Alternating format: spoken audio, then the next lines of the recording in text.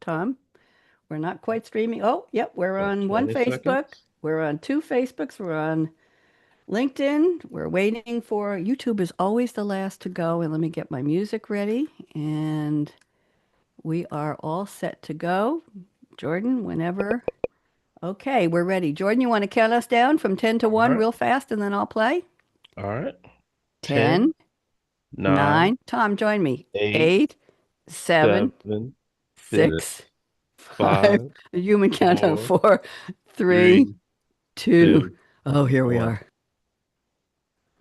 Why isn't it not playing? Why is it not playing? Hold on, hold on, hold on. Hold on. It's not playing. Let me get it. I see it here, but it's not. Tech Rev open. Hold on. Oh my goodness gracious. My audio is not playing and the computer sound is on and everything. Well, we're just going to introduce the show. Let me try it again. There we go. So much for Apple Music. Where does yesterday's future, which is already here, meet today's future, which is about to happen, and tomorrow's future, which could be just minutes away? Welcome to Technology Revolution, the future of now, where host Bonnie D. Graham asks savvy futurists for their predictions about the tech-driven trends that are shaping our future right now. Here's your host, who will take us into the future of now, Bonnie D. Graham. Bonnie D. in the house, and we're going to try and play one more piece of music. Let's see if this one will cooperate, because we've got another song here. Let's see if we can get this one to go. Here we go. Okay, we dish. Nope. Are you tired? Nope. Apple Music is not cooperating with me today. I'm Bonnie D. This is a special edition of Technology Revolution. My very special guest is, I consider him a friend. He's been on my shows for years and years and years. We're not that old, but we've been doing this a long time. When I started Coffee Break with Game Changers and the future of cars with Game Changers and all kinds of automotive related shows when I was working for SAP and after that for years. And he's Tom Madonna. And I recently invited him to be a very special guest on one of my new series, We Dish 2, capital TOO, Saucy Dame plus Cool Dude. I'm the Saucy Dame. I hope you agree with that, Tom. Are we good with that one? Yes, Tom, say hello. Hi, how are you? There you are. Very good. And Tom M, he goes by last initial because he's so famous now. He is my cool dude for today. So we're doing a special edition deep dive, and I'm going to open up with a special poem dedicated to Tom. Many of you who didn't see the actual We Dish Cool Dude show with Tom are going to have a treat today, because you're going to learn things about this man, this very smart, well-traveled, very interesting man with hobbies you may not know anything about, and you're going to learn an awful lot about him. So let me get started here, and here we go. You may know us well. See, I'm already in tears, Tom. I'm already crying. I'm so excited to see you. You know us well, Bonnie D and Tom M too, seasoned in life, and we love what we do. From LinkedIn's halls in social's embrace, let's hug for social's embrace, we love sharing our insights in this savvy people space. Now here on We Dish, we're here to play, lightening up life in our uniquely fresh way. Welcoming Tom M, a cool dude on a lifelong quest. Here's my rhyming intro, then he'll tell us the rest, and here we go. The story of Tom M, a lifetime of tech and wheels. When Bonnie D speaks with Tom, vroom is how she feels. Tom M, this is a new poem, Tom. Tom M was born where the Rockies rise, Boulder, Colorado, neath open skies. In Louisville's halls, he found his stride with numbers and sports, marching side by side. To Texas they moved, where his youth took flight. Richardson's Road sparked mechanical delight. By 12, Tom had found his lifelong thrill, driving Grandpa's Ford pickup with speed and with skill. He was only 12. His first owned car, a Fairmont with a 305 flare, but dreams of a Porsche twinkled in the air. Twinkle, twinkle. He mowed and he babysat, working with intent through Midland High's Friday night lights he went. Math and computer science filled Tom's mental space, while football and marathons quickened his pace. At the University of Texas, Tom's path did expand. A BBA, an MS, an MIS, a lot of letters, an MBA in his hand. Then Tom cooked, served, and poured, while aware that balancing his studies took disciplined care. Then Coopers and Lybrand launched his career where business met tech, and both drew near. He wed his true love, now 34 years in, with 3 grown children and grandchildren grins. From DSC to PWC's might, Tom rose through mergers, always bold, always bright. He teaches at UTD, he'll tell us, minds to uplift with wisdom and warmth, his generous gift. Georgia Tech, Stanford, his learning is elite. In CRM and supply chain, Tom's knowledge complete. SAP is now his arena vast and wide. From retail to rockets, Tom has been the guide. 48 states, 39 nations he's seen, a globe-trotting life robust and keen. Collector of cars, over 40 and counting. His garage could tell tales, endlessly mounting. Tom golfs, he fishes, he grills with pride, and plays with his grandkids by the fireside. 4 homes he's called his personal base. Each one is a chapter in life's fast-paced race. Now Tom M. joins me with insight and spark, a cool dude always igniting innovation's arc. What do you think? Great. Except one fact was off. What? Georgia Tech. What? What did I have off? Georgia Tech. I'm not Georgia Tech. I was Georgia. Georgia. Okay, you know what? Sylvie put in tech. I apologize. Georgia, Stanford, his learning's elite. There we go. So we're here on Technology Revolution Spotlight, chatting on life's score, culture, music, food, cars, and oh, so much more. Join us live or on demand, day or night. Enjoy our dishing with shared delight. Meet us here for real in our live streaming glow. Comments are welcome. Just play nice. We know who you are. We know. We dish 2 Saucy Dame and Cool Dude 2, Bonnie D and Tom M, dishing on life's fun. Poor vous. That's for you. So what do you think? Good intro? Very good. Very good. I'm And glad. Back to the car side. Yes. This was my Father's Day present. Hold it up. Hold it up. You're disappearing. There we go. Hold it up a little higher under your nose there. What is it? So I am driving on the Texas Motor Speedway Yes. in December. Mm-hmm. And I have 2 spots. One is the brand new ZR1. So 10,067 horse vet. And the other one is a Cayenne GT4 RS. So I will have some interesting stories to tell come Christmas. Wow. What kind of speed are we talking about here? Well, it depends on how many people are on the track, but at this point in time, 180 plus is possible. Ooh. Do you have a good insurance policy? Sorry, I had to ask. So driving, so this will be my fourth experience. Most of them have been with BMW. This will be the first one where it's not been a BMW, but in general, they put you on a curve track and then basically teach you how to break through the curves and stuff like that.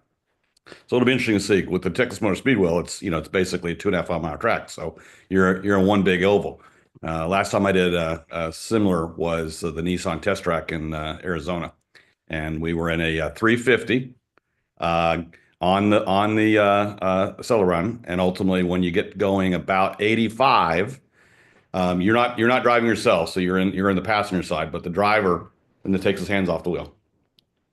And because you're going at 85 and the way that the track is built, you basically stay almost at a 90-degree horizontal to the ground. So when you're looking down at the ground. How much adrenaline is coursing through your veins? How fast is your heart beating? Quite a bit. Yeah. Are you ever worried about the ticker? Do you say, be still my heart, or let's let it go? What do you think? Certain people do, skydiving, et cetera. I've always had a comment that said, I don't jump out of good planes. But skydiving is not one of them. But I do like, to be on the water. I do like to have some speed. So. There you go. Well, my speed is driving 3 miles to the grocery store every week. Tom, I get gas so seldom in my car that I forgot how to open the gas tank last time, and I almost had to ask the man inside. I pay cash. they have a stealth card reader somebody put on the machine outside. So we don't use credit cards there. But I gave him the cash, and it's funny. I said I haven't been here in 4 months. I don't drive, and it's a BMW, by the way. No racing for me. And I handed him a $30. I said this will probably be too much. I didn't know how much. It came to $29.87, and I went in and I said, I'd like my 13 cents change, please. And he gave it to me. And I didn't know how to open the gas tank. Anyway, there's a car show all of a sudden. Listen, let's do our format for We Dish. Let's see if we can cover a couple things here. So first of all, welcome, Tom M. Tom Madonna. It's always a delight to see you. And you're always surprising me with such interesting things that you do. Looking at you, it's like, okay, there's Tom. He's a nice looking guy. He's got a great career. He's got a family. But you come up with these racing things and the cooking, which we're going to talk about, I hope, and the cars and everything. And that's why I like talking to you, because you're full of surprises. So I appreciate that. So I hope you're not shy today, because we have a different audience, even though nobody is watching right now on LinkedIn, Facebook. Hello to nobody. There you go. I thought some of your friends would watch. We'll have to send them the on-demand links. They know you're here, though. They do. So let's go through. First of all, we'd like to do the Cool Dude songs from you and the Saucy Dame songs from me, just to keep with my format for We Dish. So you got any Cool Dude songs that have been with you your whole life, or that have powered you, or that are just your favorite? Do they inspire you? Do they make you happy? Do they make you think of things? Give me a couple songs. Well, I grew up as a rocker. Mm-hmm. So all the way from high school through college, I was into rock, and some of that came from my dad. Once I got into college, towards later college, I did a little bit of country, and then from there back into rock, etc. But I listened to a lot of different music. But as you start to think about a couple of the songs that really kind of send back to me, one first 8-track ever owned was Desperado. And so ultimately Eagles. Is that Linda Rock? Oh, the Eagles. Okay. Eagles. Desperado. Go ahead. So that whole soundtrack, and that's led to finally being able to see the Eagles at the Sphere last year. You go back to another concert I did last summer. I go back to, Don't Stop Believing, when it came out, from Journey. And, at this point in time, obviously, there's a little bit less of a liking of the song without Steve singing it. But at this point in time, the new singer, though they're kind of on the outs now with the credit card, but at this point in time, they did play the concert. But it was interesting as we went to the Sphere, and beautiful, 140,000 speakers, no issues, very loud, but you never heard it. We go the next night to Dolby to see Maroon 5, and I swore walking out of that theater, my ears were bleeding based upon what? Yeah, based upon the loudness and everything else. It was just, I walked out with headache, pounding head, etc. Later that summer, we went to what they call the Stadium Series. So it was Def Leppard, Journey, Steve Miller, and at that point in time, Steve Miller replaced Hart because of the announcement she had with her cancer research. But we were able to see a bunch of the old songs, including "Don't Stop Believing," and then I do love several of Steve Miller's, all the way from Joker to you go down the list. So I kind of grew up in that piece. So I listened a lot to The Ridge for my soft thing on XM, and then obviously Classic Rewind, which are all the cassette series. So when I finally got rid of my my music collection, I had somewhere around 700 cassettes, about 500 CDs, and I still have, and you can't see it because of the background, but I still have my classic vinyl sitting back here. So so for the third song, I'm gonna have to go back to. I think we're at 50 songs already, Tom, but keep going. We'll have to go to the Beatles, and so I'll do Yesterday or Long Running Road, or even Lady Madonna, just to give homage, etc. But yeah, music to me has been always something that I do, whether I'm on the beach, whether I'm fishing, whether I'm out in the back. At this point in time, my wife wants the TV on. I want the radio on. So. Interesting. Do you use services like Pandora, or do you use Ask Alexa to play music? I do that. Actually, I use XM. So I've got XM Okay. on my phone. So, and then I Oh, carry, so I've got outside wireless speakers, the Sonos, outside speaker. We've got 2 or 3 small speaker sets that we carry to the beach when we go vacationing, etc. So the music's always there, and I'm always carrying it. And basically, it's music until the phone dies. So, welcome to musictechnology.com with Tom Madonna. This is amazing. You've touched on a lot of the singers I enjoy, the bands I enjoy. I am a fan of Steve Miller Band, but I wouldn't tell you that because it's not at the top of my list. But I love that driving sound that they have, that orchestration. I've always been a fan of that. You've mentioned several that I like. I'm going to give you my list. Yeah, I can't compete with yours, but I have a new list. Number one, Girls Just Want to Have Fun, Cyndi Lauper, and Groove and the Young Rascals. Those go back a while. An important song to me and Bobby McGee, 1971 from Janis Joplin. And the key there, Tom, is freedom's just another word for nothing left to lose. And that's why I do these shows. Nothing left to lose. Hit me with your best shot. This is about what's happened along the way. Hit me with your best shot, Pat Benatar. Respect, Aretha Franklin, Respect. I Will Survive, Gloria Gaynor. And New Attitude, Patti LaBelle. That's got a life curve to it, those 4 songs. Then we've got Dancing Queen by ABBA and Happy Dance by Mercy Me. It's a Christian music band, and I don't follow them, but they have a great video to a song called Happy Dance. If you want to have a good time, put that on. Find the music video on YouTube, and you just won't be able to sit still. I've Had the Time of My Life by Bill Medley from Dirty Dancing. Well, I'm not done yet. And then there's the Donna Summer discography that tells my story. She works hard for the money. Hot Stuff. I have never been a streetwalker in LA, but I've been called hot stuff a lot of times in my day. On the radio, how long have I been doing this? 25 years? Too bad she doesn't have a song called Shy Girl. No More Tears. Enough is enough. Enough is enough is enough. I think that's a duet with Streisand. Last Dance. Well, I don't do exhibition dancing or I used to give dance concerts and exhibitions with my partners over the years and do stage work, but now it's just I dance in the kitchen to Megan Trainor, and I feel love with that Giorgio Moroder beat, that boom beat, that box beat that's just it's synthetic, but it really, really gets you moving. And I have a couple songs, Tom. I've researched the top Hot 100 songs from 1978. Don't say anything about the year, but I love the songs from that era. And you may recognize a couple of these. Shadow Dancing by Andy Gibb. Shadow Dancing. I used to teach people to dance to that song. Night Fever, How Deep Is Your Love and Staying Alive, the Bee Gees, who were Andy Gibb also, the brother. You Light Up My Life, Debbie Boone. Remember that? You Light Up My Life. Okay. Boone's daughter. This one you may not know. A Taste of Honey sang a song called Boogie, Oogie, Oogie. That's from my disco days. And there was a wonderful hustle song called Native New Yorker by a group called Odyssey. I even look at the name and I start to dream about the good old days. John Travolta and Olivia Newton-John, they were together in Greece. You're the One That I Want. Ooh, ooh, ooh, ooh. I like that. Barry Manilow. How could I have a list without Barry Manilow? Can't smile without you. And At the Copa. I always promise not to sing. And he can't frown right now. So much work done. I haven't seen him in a while. I'll have to tell him you said so. And 2 songs from my era, Shame by Evelyn Champagne King.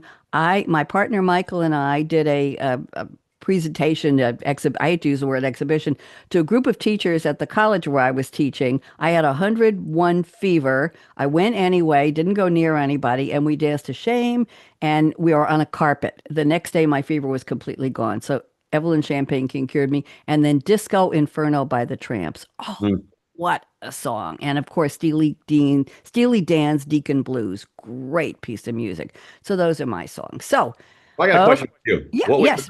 was your first concert? My first concert, I'm trying to remember. I haven't been to an awful lot of live concerts. I'll tell you what, I used to be the Friday night drive time host on AM 1240 WGBB.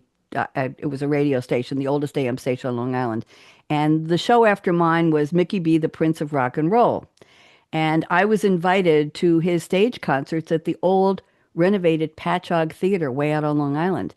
And the oldies rock and roll groups were there.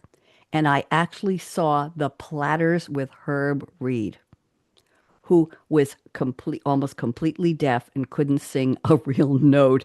And he came out, it's like, okay, Herb, you can go back now. It was mostly young. I saw a lot of acts there. I also saw acts at the Jones Beach Marine Theater, which had on the water, and it was stadium seating, and we took our boat there sometimes, and I saw a lot of it. So I don't even remember who I saw there. Concert, I was a stringer reporter for the Improper magazine on Long Island, and I used to be able to sit in the 14th row on the aisle seat on this theater in the round, and I attended and reported on Patti LaBelle live.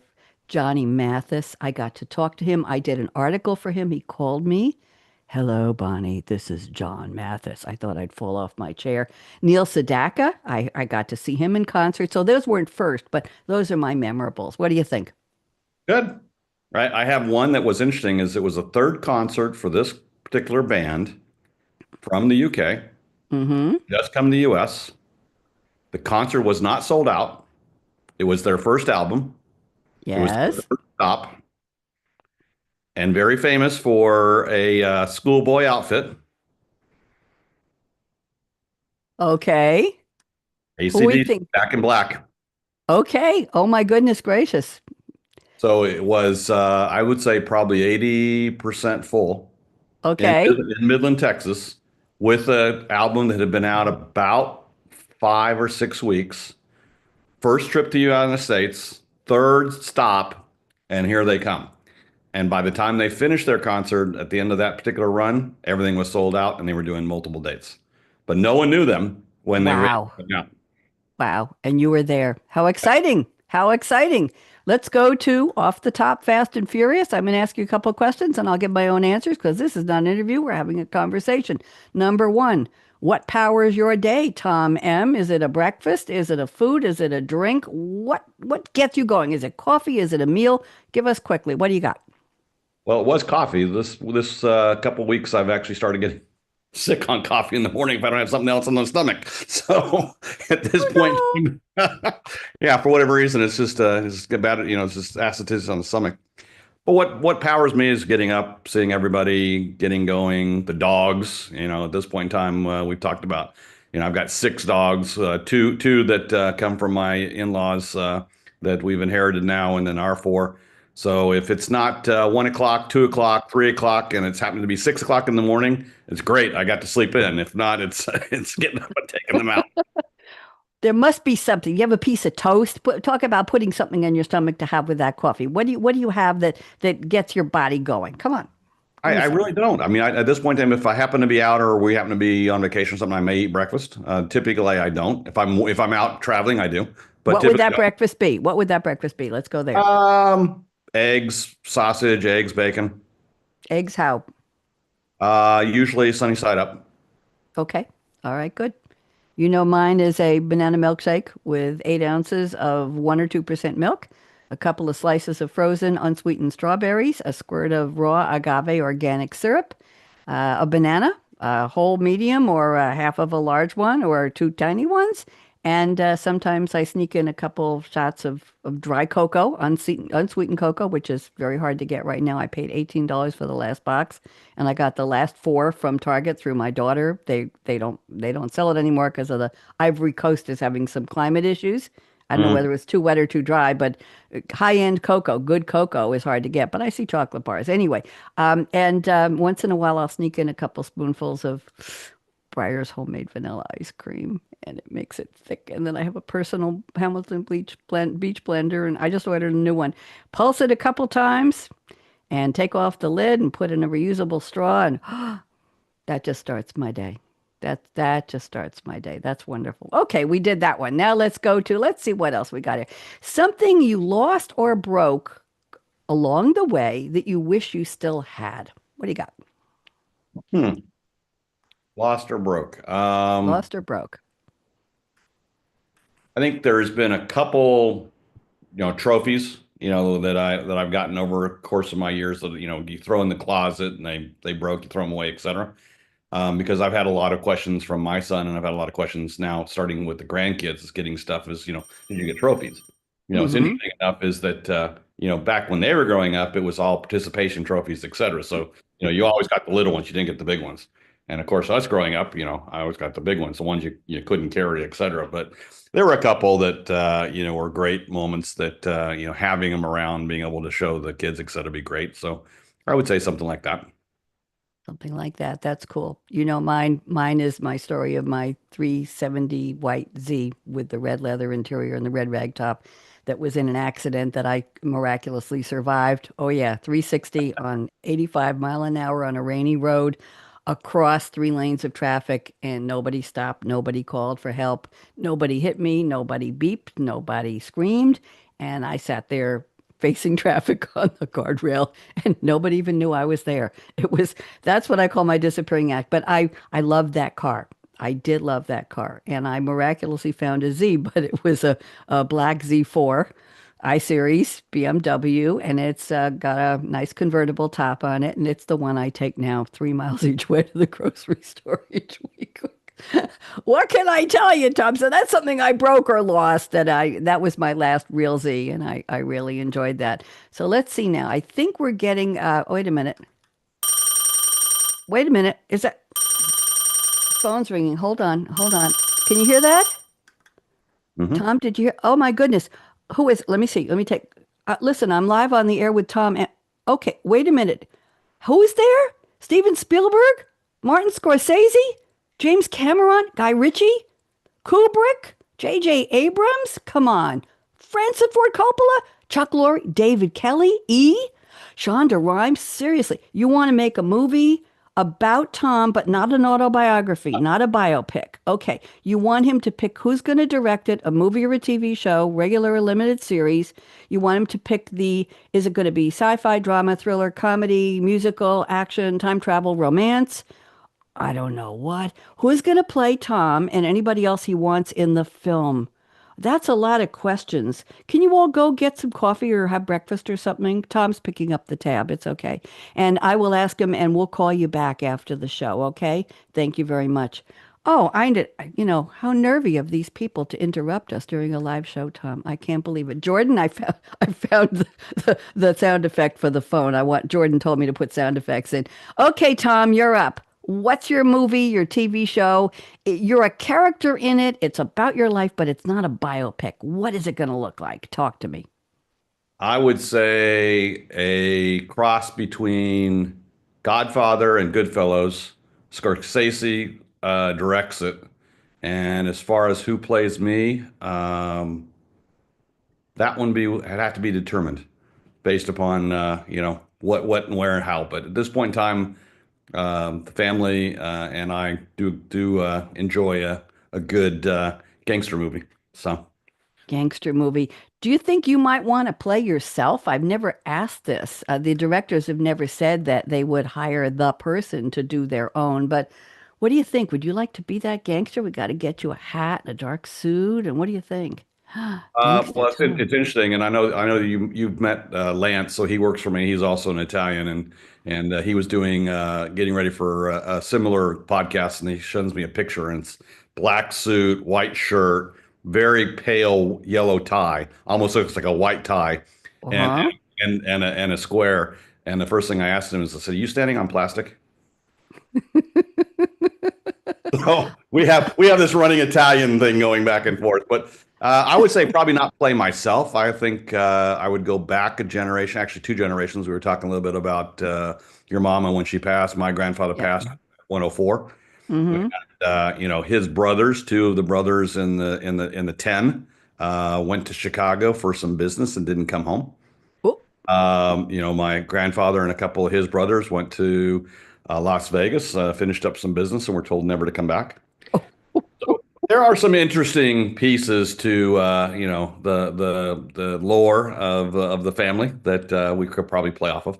okay. When you're describing that tie, a very pale, I call that lemon ice, that color. Yeah. Lemon ice. Yes. By the way, I have to tell you, I have a new recipe that I discovered partly from a recipe from Alexa.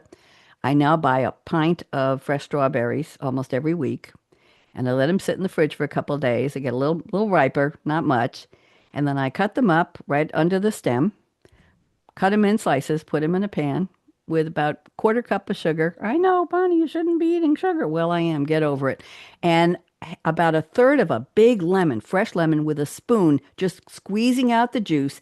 And then instead of grating the lemon zest off the skin, I take a sharp knife and I slice the top layer of the yellow off the skin and I cut it into little pieces, not shreds, not shredded.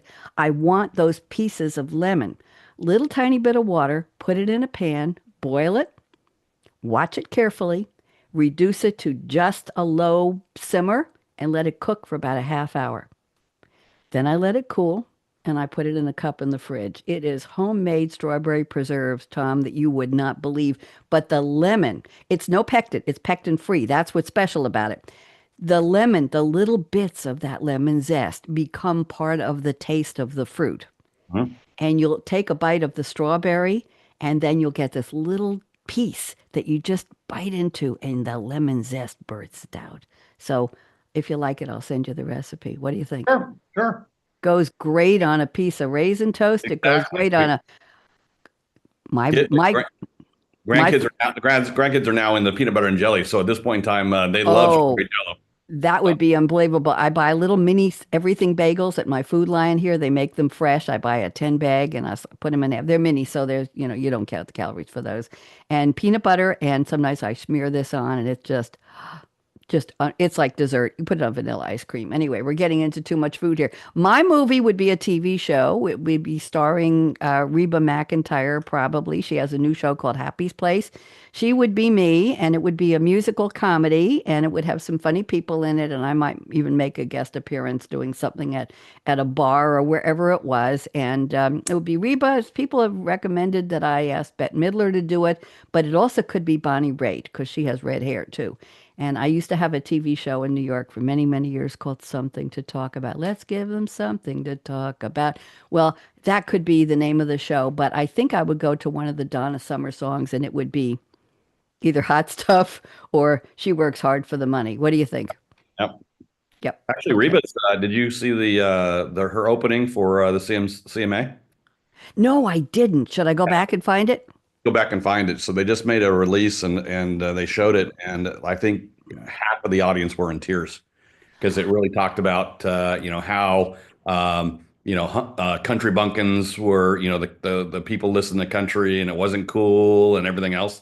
So she opened up the show saying, this point in time, country doesn't have to be cool. Country's been here. Country's been around. I'm going to take something out of the history books, et cetera. And she sang it.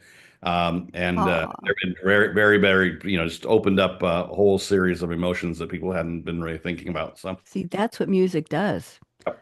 I watch a lot of French, that French and Italian TV shows, detective series, and I leave the subtitles on. I love hearing the language. Netflix was doing a survey, an email survey yesterday. Do you like to watch dubbed series or the original language with the subtitles? I am greatly opposed to dubbed because I have some French series that have been dubbed, and listening to the English American sounding voices coming out of the actors, and I know what their real voices are, is disappointing to me. It's phony, it's fake. People would say, but isn't that what AI is? Well, it kind of is another version of that. We haven't talked about AI at all, and I want to do that because that's one of the themes of this show. But I have one more question on this part before we go to our wacky story. So, Tom, vacation spots. Top two where you've been in your life and top two where you would still like to go. Tell me. Actually got both of them already planned in the next year. I'm So, not surprised. the one I'll answer the second question first. So the one I haven't been that I wanted to go, we go on July 24th, and we are going to Cabo. And I'm going because it's in the middle of yellowfin season. And so I've had many of my colleagues and friends go down, and I've seen countless number of pictures taken where 3, 4, 5 guys have worked, 4 or 5 hours to pull in a 350-pound yellowfin.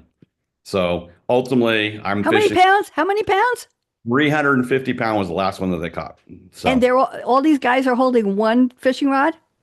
Well, they rotate. So They rotate. Okay. Oh, yeah. thank goodness. I thought that was a We did a similar crown. thing when we caught a 16-foot tiger last summer in Florida. Took us 2 hours, and there were four guys on the boat, and each person got two turns of 15 minutes to basically reel. But it took us 2 hours to get him up to where we could actually cut the line, take pictures, and cut the line. Wow. So that's number two. Number one. Oh, wait a minute. Wait. Do you cut up and eat the yellowfin? Oh, absolutely, absolutely. Oh, So and I cook. We eat it sushi, sashimi. I'll cook it. We'll make tacos. So oh. Now I'm getting hungry. Forget the banana shake. I'm gonna go find some. Yeah, that's interesting. And is yellowfin, does it taste different from other types of tuna? yellowfin and bluefin. Bluefin is the Japanese, equivalent of toro, et cetera. Yellowfin, you can get yellowfin anywhere, including Japan. It is more common than bluefin, but has a little bit milder flavor than bluefin. Blackfin's got a very dark, got a heavier than blue. So if you look at the three variations, and then you got blue stripers. Blue stripers are in the tuna family, but they're very it's a very bloody meat. So Okay. so you have to blanch it, etc. So it's very very very very dark. So I would say probably 5 or 6 shades of your microphone darker than. Okay, that's dark. That's dark. I had a run-in with a fish story. May I tell you my fish story? Sure. I went to the Food Lion and they don't have a live fish counter where somebody will cut pieces of salmon or whatever. It's all packaged. But was a gentleman behind it, and I said, "Could you please point out to me where the salmon that's a little bit on sale because it's a little expensive, where those are because I didn't see the for sale sign." And a man with a long silver ponytail, a little lighter than your color, with a hairnet on, about 60-ish, came out and he said, "How could I help you?" And I said, "Excuse me, are you from New York?" And he said, "Yeah, I'm from New York. What about it?" And I said, "Where you from?" And he said, "This is true, it was 2 weeks ago." And he said, "I grew up in New Hampshire, but I moved to upstate New York, and I'm a New Yorker." I said, "What the heck are you doing in Loudon, Tennessee?" "Well, it's a long story." And I said, "Listen, you're not really from New York. I'm from New York, and I don't talk like that." And he said, "Everybody in the fish department," he's delightful. His name is Mark. And my friend Don, my neighbor Don, came with me to the store, and I said, "Don," who is an Italian gentleman, came over. I said, "Don, meet Mark. He thinks he's from New York. We're really from New York." Nobody's ever heard me talk this way. And so I said, "So how do you get along here?" And he said, "They call me Tony Baloney, and I don't know why." And I said, "As long as they don't call you the Godfather, you're okay." So I saw him the next week, and I said, "Hello." And he said, "How you doing, Red?" And I said, "I'm good, Tony Baloney." Anyway, so that's my fish story. I bought the frozen salmon. It was really good. Anyway, where else? Sorry, Tom. Where else do you want to go besides Cabo? What's on your next That one's list? the one I haven't been. The one we have been and we go and we enjoy and we bought and everything else is Aruba. So we Oh, bought timeshare down in Aruba. We've been 10, 11 times because of the pregnancies and the births this year on the grandkids. Everyone said they're out this year for Aruba. We went in April last year. So this year we chose to go elsewhere. So we're doing Dustin and Cabo, and then we pick back up on Aruba next March for 3 weeks. is there anything you don't do? You fish, you cook, you speed cars, you travel. Is there anything you've always been just Tom M, who's been on my shows about cars. And then I invited you for Cool Dude a while ago, and now you're here. Do most people know all this about you? Am I the last one to learn? I think a lot of it's how people get introduced to me and then how things go. I mean, for example, I cooked last Monday. We had a partner come in for account planning, and I Uh-huh. had my team come in, and I did a big shish kebab barbecue. So we had shrimp shish kebabs to start with, which were spicy, sugar and spicy. There was Asian zing on them. We did some chicken and some steak kebabs. I did a caprese from all the tomatoes out of my garden. At this point in time, I have had 4 harvests that have been bowls like this. So I've done sauce 3 times. We did the caprese, and then I also did a Caesar. And so everyone basically ate for forever. And though the guys weren't knowing that I was not drinking, the guys from the partners brought me a Magnum of Camus, 50th anniversary Magnum of Camus. Very nice. How many days did it take you to prepare all that food? I bought most everything the week before. I did some cutting up on Monday before I started cooking. So 2.5, 3 hours. Okay, you're amazing. Tell me something. I want to know what my favorite places were. I was in Cancun years ago by myself, flew from Eugene, Oregon to San Francisco, caught in a hurricane, slept on the seats in the airport for 8 hours, got taken to Dallas, Texas, and then to Cancun where the palm trees were lying on their sides. But I had a great time. A family from New Jersey adopted me and we became pals. And then I flew back in a snowstorm to Eugene, Oregon, over Boise, Idaho. I missed all the charter flights because I booked too late. And I was in Paris years ago. My daughter was studying in Aix-en-Provence, and she came up. Her time was up, her tour was up, and she met me in Paris. And I was the banker, she was the spokesperson, and we did Paris on foot. And we bought food for dinner almost every night at little local stores, and we had the only air conditioned room in this third floor walk up hotel. It was 100 degrees, and we ate on a blanket on the floor on a towel after we soaked our feet in ice cold water in the tub, and we watched French news TV in the hotel room and ate local food, and it was wonderful. So I would consider going back at some point, but not in the near term. We got to talk a little bit about AI before we do our wacky stories. We've got about 15 minutes left, which is a lifetime on live streaming. So, and by the way, I think we got a shout out from Kay Werner from SAP. I saw that she commented, and I think Bill Newman might have left a comment. I'm seeing they're not watching, but I'm seeing emails pop up. So, AI in your cars, in the what you're doing, you're racing. Is there what's going on with artificial intelligence in the world of automotive that you're still involved in professionally? Just briefly, Tom. We have to cover that because that's the show. I think the big thing that we're seeing right now in automotive is AI use for design, development, and testing. In particular, what we're seeing is faster design, faster recovery, faster testing execution, therefore bringing models to market quicker. Obviously, the whole administration and change with EV versus not, there's been a shift back and forth. And I think one of the things that's been very beneficial for the AI process in this particular process area has been the fact that they are able to switch out the motors and everything else very quickly and be able to recoup. And that's one of the reasons why you see for GM, et cetera, hey, we're going to delay this EV by a year. We're going to stop doing this. We're not going to roll that out, except all of that's done. And all of that basically just ripples effect through. I think the other thing that's pretty interesting about AI is you start to see the advancements, and we've talked about it in a couple shows about the driverless vehicles and driverless cars and the conversions. So both my vehicles right now are level 2, and the level 3 just came out. And interesting enough, you think of everything that could go right in regards to driving and autonomous vehicles and self-driving and hands-free, et cetera. And the thing that's stopping them right now, polarized sunglasses. What? Repeat that, please. This is breaking news. Why? Who's wearing them and how polarized are they? Go ahead. What does this mean? The cameras cannot see through the polarized sunglasses. So if you're driving and you've got level 3, you've got a camera pointed at you, they're watching you watch the road. And if you've got sunglasses on, the car immediately starts going, please put your hands back on the wheel. Please take control. Please watch what you're doing. Please. So, and then to the point where if I don't do anything, then we start getting the whole jigging and everything else that goes with it. But it cannot see through the polarized sunglasses. So I was told by the dealership as a service bulletin back from the OEM, do not wear polarized sunglasses, wear regular sunglasses if you're going to drive the vehicle and use hands-free.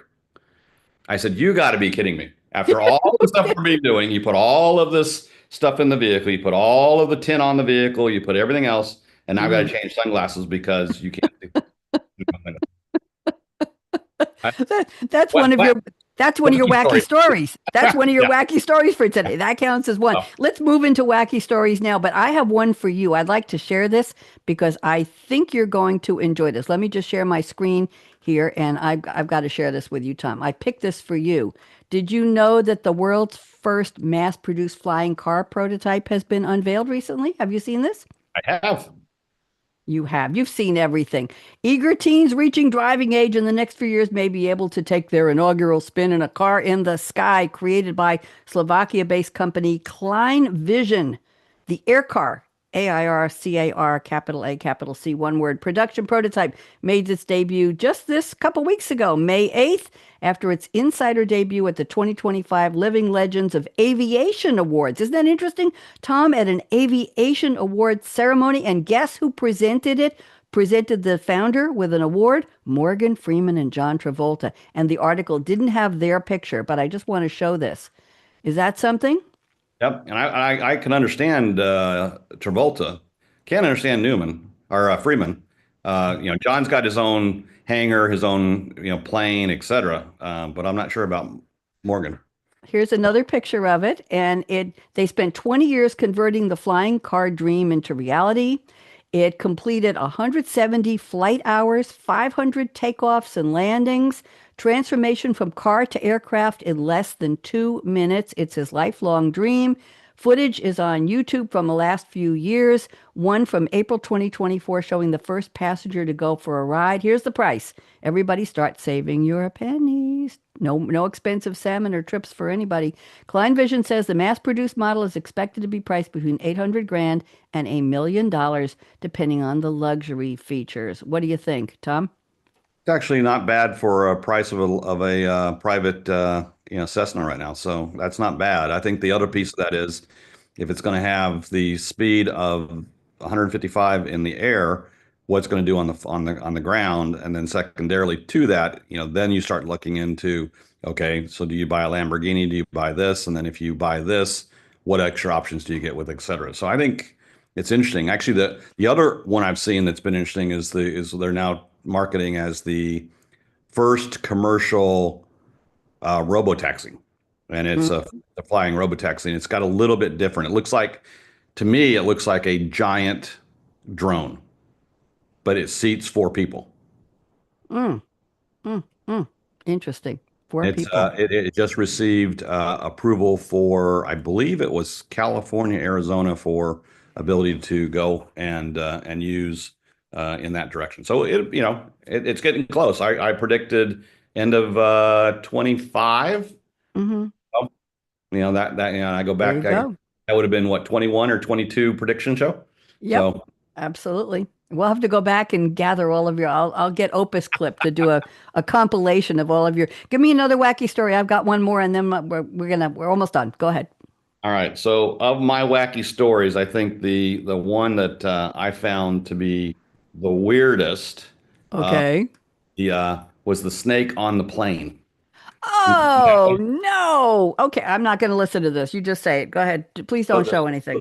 So a snake on the plane got onto the plane in Australia, and they found it as it came out of the cargo bay into the passenger structure into the cabin, and they had to have an emergency landing to basically get it. And then the pictures are showing the luggage crew and the ramp crew basically going after the snake. So to me, it's like, okay, everything else that could go wrong, now you got snakes. So what was the movie? Actually, I think Snakes on a Plane. There was a movie. I think it was Morgan Freeman, or it was Samuel Day-Lewis, or not Samuel. Yes. Yes, but they had snakes on the plane. So yep. Samuel L. Jackson. Yes, I'm going to show you my next one. Here we go. Share.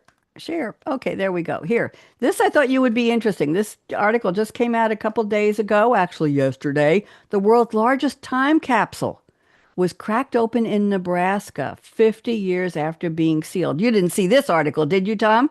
Did not see this one. Oh, thank goodness gracious. At least I got one you don't know. In 1975, a 45-ton treasure trove dubbed the world's largest time capsule was sealed in a small town in Nebraska, of all places. It was the year the Vietnam War ended. Microsoft was founded. What a year. And the movie Jaws was released. What a year. Fast forward 50 years, and the artifacts are unveiled to the public last Friday, drawing hundreds of people from across the country.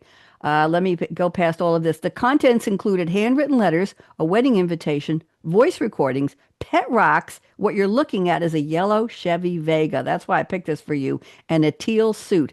It took 3 days to open, and the majority of what they had inside did pretty well.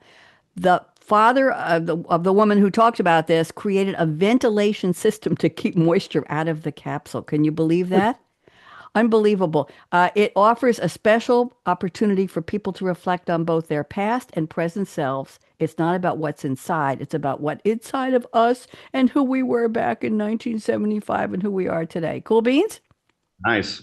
Yeah, I did that for you. I thought you would appreciate that. Finally, I found an article you didn't see first. Okay. Last time you were on the show, I did one about the 9 obtuse sports that U.S. presidents were involved. Remember their hobbies and their sports? Or no, is it 9 sports that nobody does today that have really weird names and you knew every single one of them? You did. So you're just a tough act to beat there. I'm going to get ready to do the outro music. We have about 6 minutes left. Let's talk a little bit about advice, Tom. Let's say a young person, if we know anybody, is watching and says, Tom is a really cool dude. He cooks, he drives, he travels, he fishes. I don't know if he hunts, but he's got a family. He loves to own cars. He's got cool glasses, shades. He watches the news. He knows about artificial intelligence. He's got a great job. He's been to a lot of places around the world. I'm trying to paraphrase here, Tom. I want to be like Tom M when I grow up. They even want to have M for their last name initial, regardless of what their name is. It's a cult we're doing here. Tom, what advice would you give them? We have 4 minutes left. Go ahead. I think the same advice I give to my kids, same advice I give to my in-law kids is be true to yourself, be true to the execution. Don't mind failure. At this point in time, your best teachers are on the moments you fail and how you basically react to them. I think the other thing is, being true to yourself is doing the things you like to do and doing the things that you want to do. And if you do all that, then usually you're going to find happiness in regards to something. Now, long and short, if you don't, then keep trying.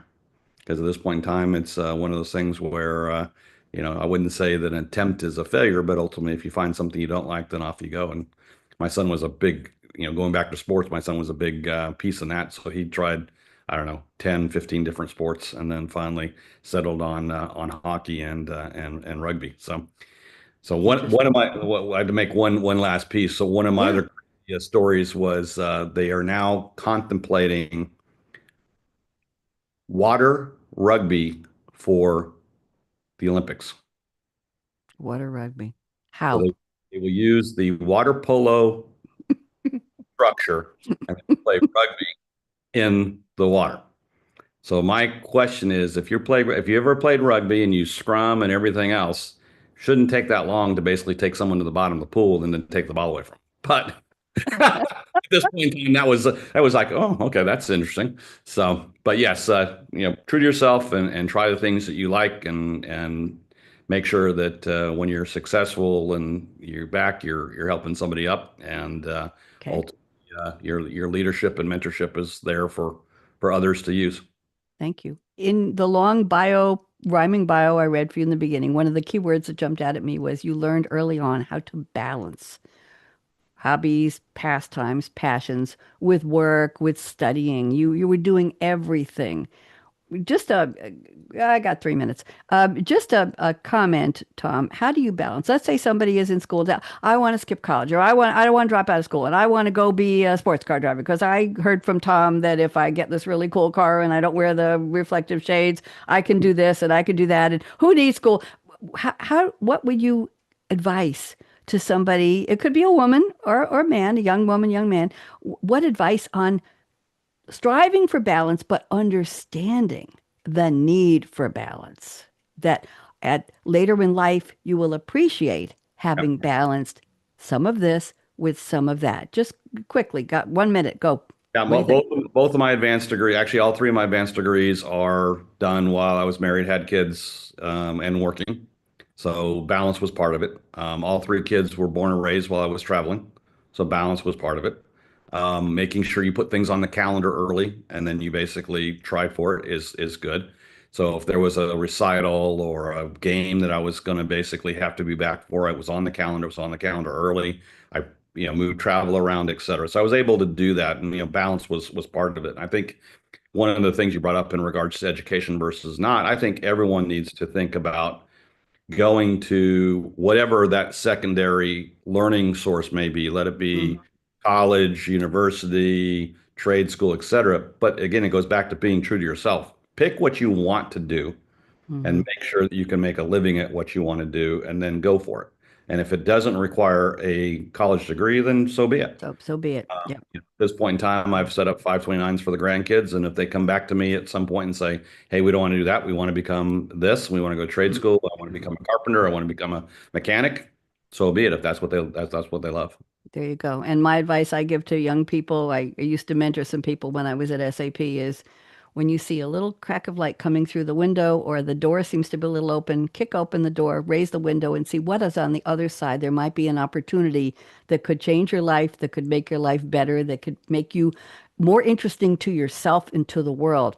I started SAP Game Changers Radio on a whim, Tom. I had years of experience as an AM studio host on terrestrial radio, and somebody said, maybe internet radio. And I came up with this idea completely out of the blue, went to my manager and said, let me start a thought leadership roundtable live. It was before we had the Zoom video, but let me do this on the phones. You remember the early days, and let me get people, and we're not going to sell. We're just talking about.